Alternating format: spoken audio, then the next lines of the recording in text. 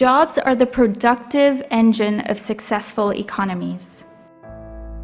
But today, jobs as we know them are changing.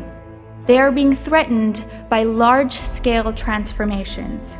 We heard about migration. Urbanization is growing at an unprecedented pace like never before. We know about climate change. We know that trade is being restructured into global value chains.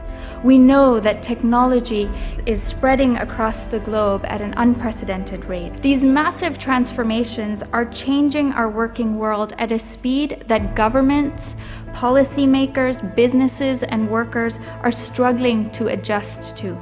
This campaign is focused on how we can make sure that the economies in a 21st century are job-rich. We must understand how these transformations are changing jobs and altering labor markets. And then we must bend the power of these transformations toward creating more opportunity, more prosperity, more equity through just jobs. Globalization, as well as information and labor-saving technology, have resulted in the occurrence of expansion of migrant workers. Digitalization of work have caused the premature of deindustrialization, where economy tends to rely on the finance-intensive rather than labor-intensive work. Undoubtedly, that the quality of human resources is a key to the implementation of sustainable and equitable economic growth. Just to let you know that the number of workforce in Indonesia is 128 million people. 72% of them are only graduated from elementary school and junior high school. It's really a big challenge for Indonesia, and that's why I came to Germany to learn about how we can move forward with vocational training to help the 62% of our workforce. I should appreciate to the Just Job Network for what they have done so far and serious effort in mainstreaming the issue of job creation, achieving the decent work and inclusive growth. In a few years' time, most of the world will be facing a problem of an aging labor force. This is true for Europe, for Asia, for North America. The only region which will be having a young and growing labor force will be the Middle East and Africa. In those countries where there is a growing labor force, it's absolutely critical. So for me, it's not about a static analysis of globalization and jobs being lost and created. It's about where we are going in the future. I would like to say conversation, a meaningful conversation on migration and demographics.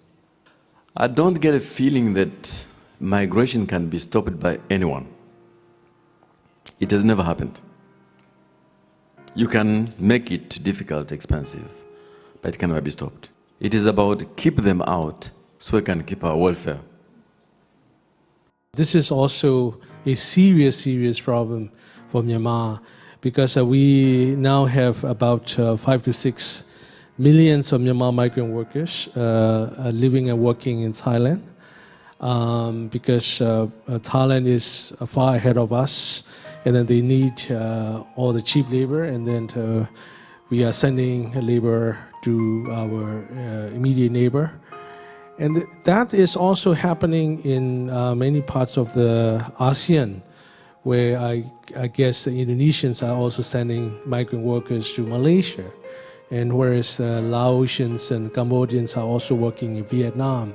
What we need is circular migration, where we may be sending cheap labor to our neighbors, but once they are there and learn something, then they can actually come back. Wir haben technologische Umbrüche, dass es knallt. Wir sind auch als eine exportorientierte Nation sowohl, wenn man so will, Täter als auch Opfer der Globalisierung. Die Tarifpartnerschaft, die Sozialpartnerschaft, das Zusammenwirken von Arbeitgebern, Gewerkschaften und Staat zusammen auf den verschiedensten Bereichen. Das ist etwas, was uns in diese wettbewerbsfähige Situation gebracht hat und uns offensichtlich auch wettbewerbsfähiger macht als andere europäische Länder. Auf der anderen Seite wissen wir, die einzige wirkliche Ressource, die wir haben, ist Bildung und Wissen.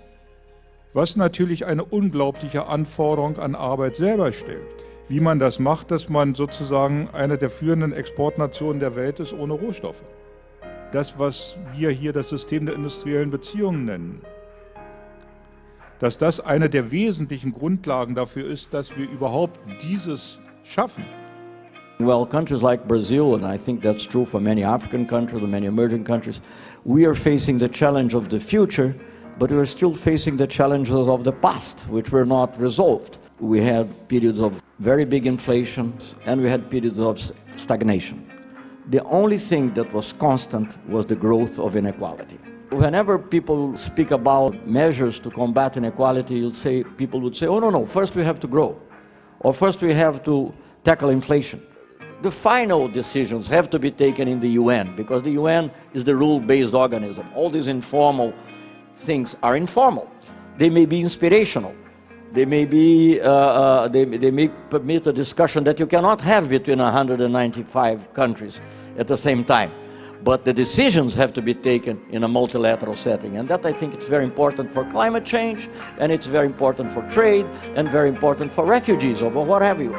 I do believe, instead of looking for ever more ambitious goals, maybe we should be looking for ever more just, more fair, and more balanced goals. And that would help more than anything else to create jobs in great part of the developing country, including the least developed countries of Africa and elsewhere.